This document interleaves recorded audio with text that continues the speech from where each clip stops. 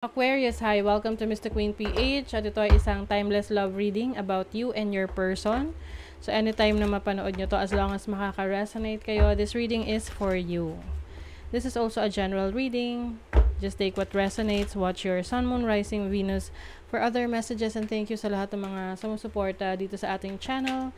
Just a reminder, gamitin nyo lamang ang reading na to bilang gabay. Pa-follow, like na rin ang ating Facebook at TikTok. Lahat po yan, Mr. Queen PH.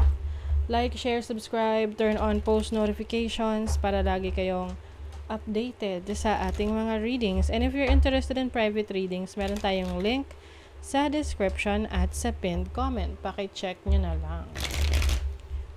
Okay. So, Aquarius, let's see. You and your person, love reading, what's going on sa inyong connection for Aquarius.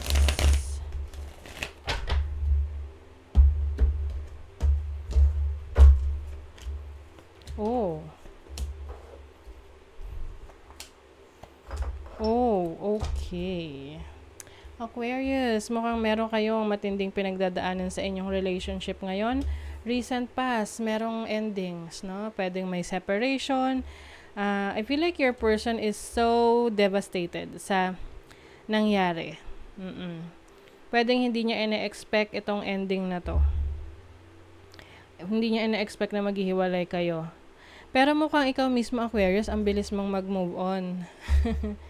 Oo. Pwedeng itong relationship na to ay hindi pa natatagalan yung pagtatapos niya, no? Kaka-break nyo lang mga a few months ago. And your person is still hurting.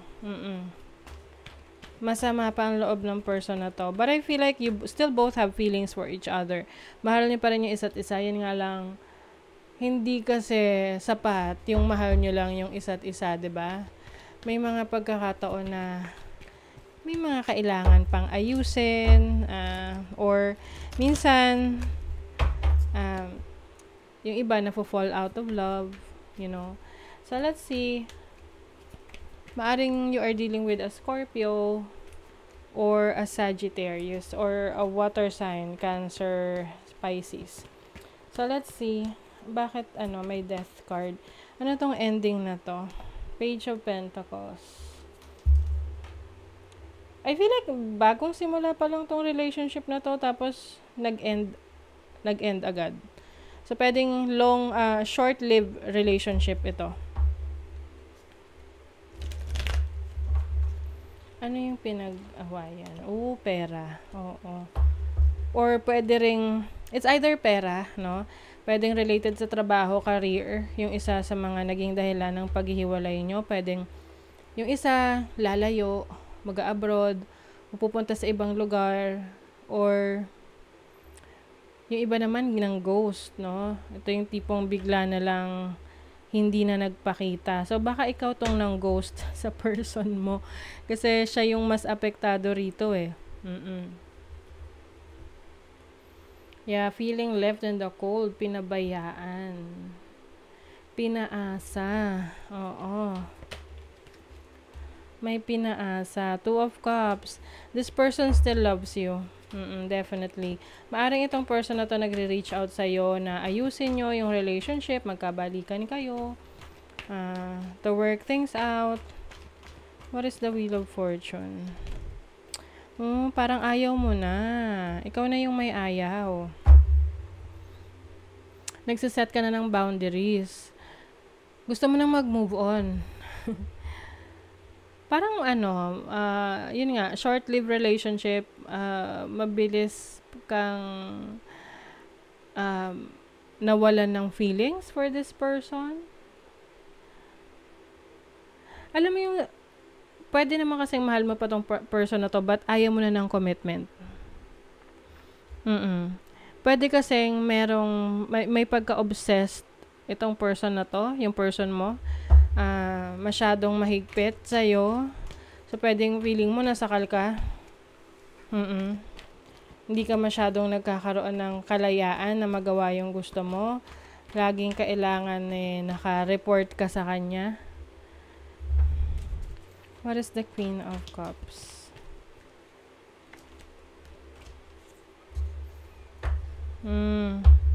Yeah, I feel like you want pareho rin naman gusto niyo na magsimula, no, ng bago. Kaya lang it seems na parang sa person mo, mas nahihirapan siya. So, kung meron dito na mas mabilis maka-move on, ikaw yon.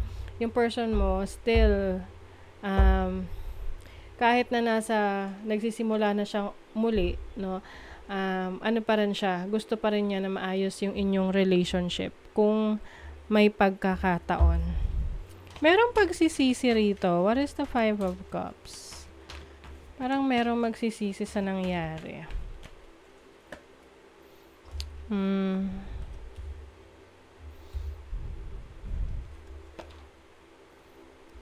Okay. Baka I don't know kung sino ang magsisisi sa inyo rito, but possible na pareho kayo, no, magsisisi sa naging decision. Kasi may losses talaga rito.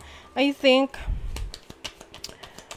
in the near future, walang balak magbalikan. Oo, maaring ikaw wala kang balak makipagbalikan. It seems na you have a lot of things to do. Pwedeng marami ka ng responsibilities sa trabaho mo. Oh my God, look at that. Endings, hammer, sabotage. So, maaring ikaw mismo sumibitahe sa relationship ninyo. Meron separation. Ito yung tipong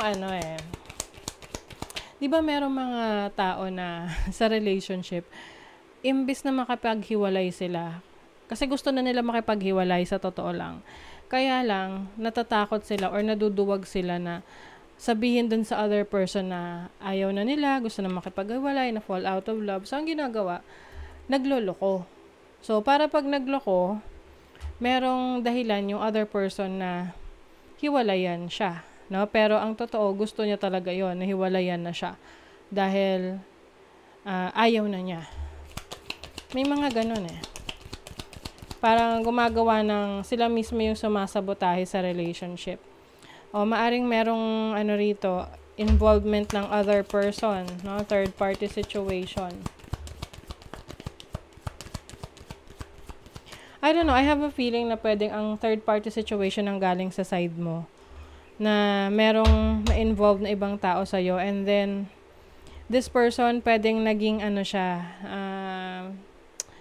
medyo violente yung kanyang reaction sa nalaman niya, tapos maaring siya yung nakipaghiwalay sa'yo, and dahil masyadong nag-overreact tong person na to, medyo natakot ka sa response niya, kaya ngayon you want to stay away from this person.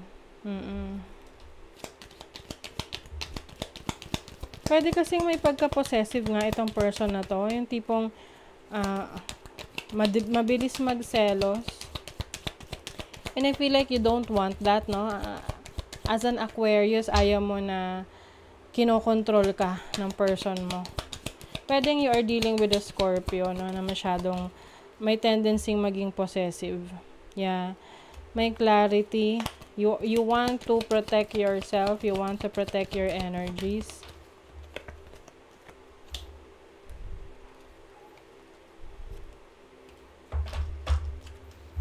There's a new phase in your life right now.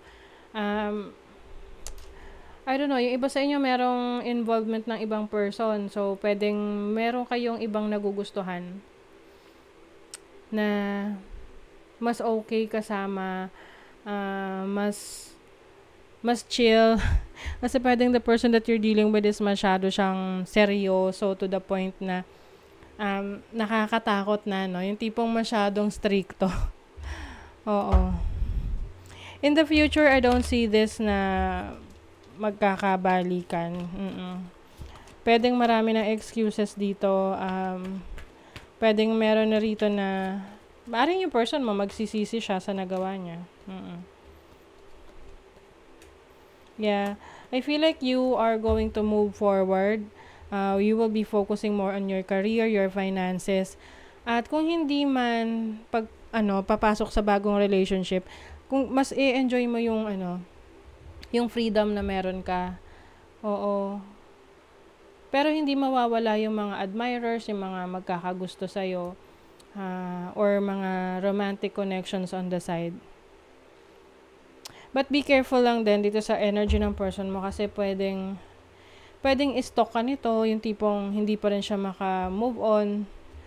Oo. So, kung talagang ayaw mo na sa person na to, cut connections, umiwas ka na. Wag mo nang bigyan ng pagkakataon para umasa pa yung tao kasi pwedeng lalong gumulo lang, no? Yung connection, yung relationship. Okay? So, that is your reading, Aquarius. Thank you so much. Bye.